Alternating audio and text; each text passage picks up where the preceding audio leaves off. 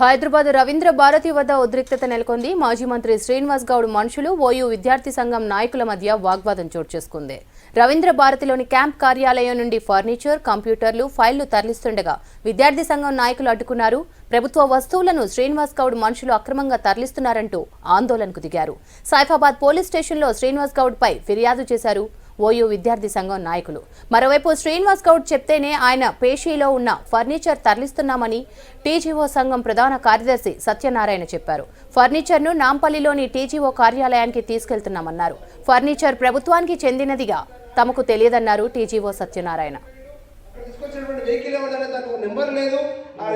ఎక్కడ తీసుకోబోతున్నారో కూడా తెలియని పరిస్థితి ఉన్నది. ఇదే విధంగా తెలంగాణ రాష్ట్రం మొత్తం కూడా అందరి ఆఫీసులో కూడా జరుగుతూ ఉందని చెప్పి మాకు అనిపిస్తున్నది. ఖచ్చితంగా దీని మీద సిఎస్ గారు వెంటనే స్పందించాలి. అదేవిధంగా ఎవరైతే ఉన్నారో ఇక్కడ ఉన్నటువంటి ఆఫీసర్లు, సంబంధిత అధికారులు మొత్తం కూడా సస్పెండ్ చేయాలని కూడా డిమాండ్ చేస్తాం. ఉస్మానియా యూనివర్సిటీ చేస్తారు. శ్రీనివాస్ గౌడ్ గారు మాజీ మంత్రి తెలంగాణ రాష్ట్రానికి.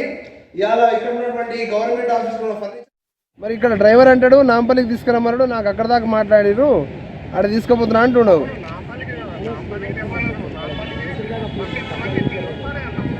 మీరు సంబంధం లేకుండా మీరు ఫోన్ చేసిర్రు, మీరు మాట్లాడతా అని చెప్పి మీరు అన్నారు.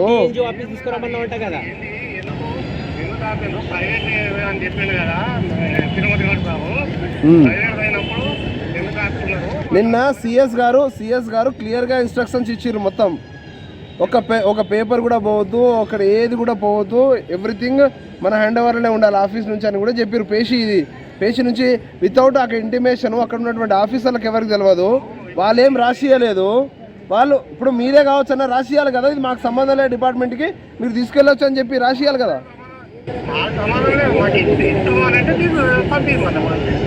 ఇస్తే పంపించడం అంటే ఇది మీరు ఒక ఆఫీసర్గా మాట్లాడే పద్ధతేనా? ఇది మీరు గవర్నమెంట్లో ఉంటూ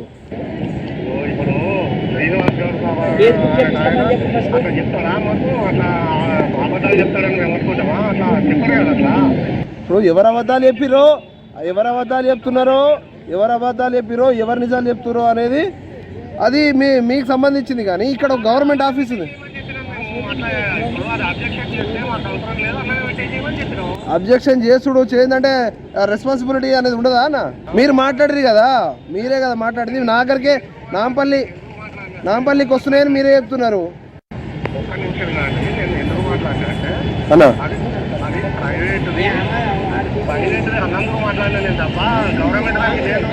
ఇక్కడ ఉన్నటువంటి ఆఫీసర్లు రాసియాలి కదా మీకు, ఇది మాకు సంబంధం లేదు మా పేషిక్ అని చెప్పి. వితౌట్